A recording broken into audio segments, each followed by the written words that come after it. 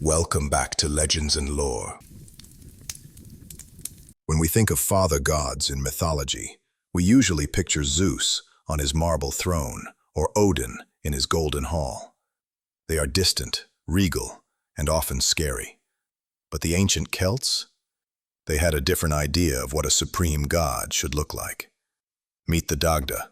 He is the chieftain of the Tuatha Dé Danann, the supernatural race of Irish mythology. But he isn't a king in a castle. He is a god of the earth, of abundance, and of brute strength. His name, Dagda, doesn't mean the good guy. It translates to the good god, meaning the god who is good at everything. He is a master of magic, a fearsome warrior, a skilled artisan, and a wise leader. Today on Legends and Lore's Mythology, we are looking at the rough, rowdy, and incredibly powerful All-Father of Ireland. The first thing you have to understand about the Dagda is that he doesn't care about fashion. In the ancient texts, he is described as a giant of a man, wearing a coarse woolen tunic that is often, let's say, a bit too short. He is sometimes portrayed as comical or uncouth, with his boots falling apart and his belly hanging out. But this wasn't an insult, it was symbolism. The Dagda represented the abundance of life. He was the grandfather figure who didn't need to dress up to prove his power. He was the land, messy, fertile, and huge. And make no mistake, despite his appearance, he was terrifying. He carried 3 treasures that made him the most dangerous being in Ireland. His first treasure was the Lorg Mór, or the Great Staff. This wasn't just a weapon, it was a tool of ultimate judgment. It was so heavy that the Dagda couldn't lift it easily. He had to drag it behind him on wheels. The myths say the track it left in the ground became the boundary lines between provinces. The club had a dual nature. With one end, the rough end, he could kill 9 men with a single swing. It shattered bones and ended lives instantly. But the other end? The smooth handle? That was the miracle. If he touched a dead man with the handle of the club, they would be restored to life and healed of all wounds. It represents the Dagda's control over the cycle of existence. He brings the winter death, and he brings the spring rebirth. Every father figure needs to feed his family, and the Dagda had a very large family. This brings us to his second treasure, the cauldron of the Dagda, also known as the Undri. This was one of the 4 hallows of Ireland. It was a bottomless pot. The legends say that no company ever went away from it unsatisfied. It didn't matter if you had 10 guests or 10,000 soldiers.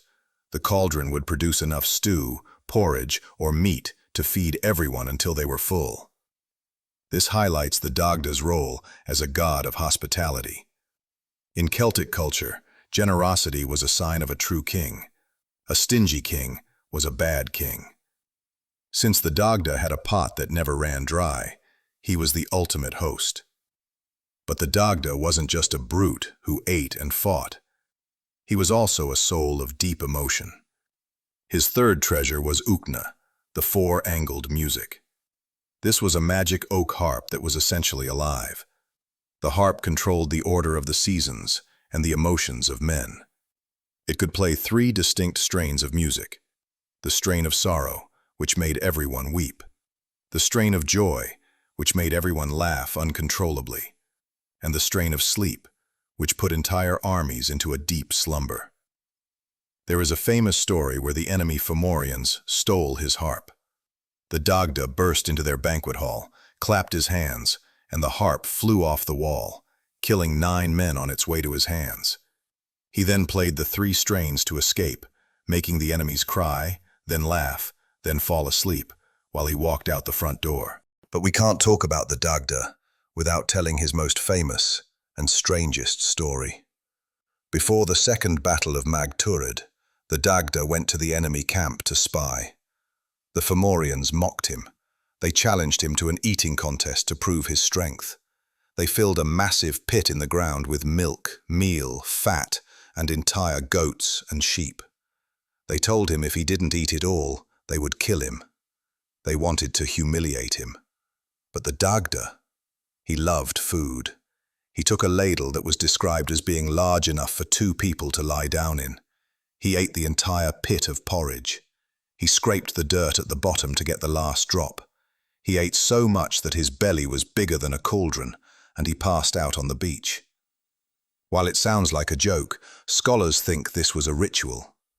By eating the earth, he was taking the power of the land into himself, proving that his appetite for life was bigger than anything his enemies could throw at him. The Dagda is a complex figure. He is a grandfather, a warrior, a glutton, and a musician. He reminds us that true power isn't just about lightning bolts and golden thrones. True power is being able to feed your people, defend your home, and enjoy the pleasures of life. If you could have one of the Dagda's treasures, the club of life and death, the cauldron of plenty, or the magic harp, which one would you pick? Let me know in the comments. Thanks so much for watching. We hope you enjoyed the video.